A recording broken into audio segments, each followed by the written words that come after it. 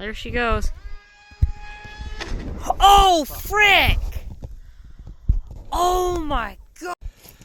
Well, the plane crashed into a tree. I was trying to miss one tree, and I was going so fast that I ended up going across the road and hitting another tree. But surprisingly, the plane is fine. We lost a little bit of our vertical stabilizer, but it's not even broken. It just lost the top of it. A motor's still fine. We disconnected a wire, but that's no big deal. We lost the camera. The camera came unglued, but that's not that big a deal. I can re-glue that. I still had connection to the plane after it crashed. I actually drifted it from the tree that it crashed in down into another tree.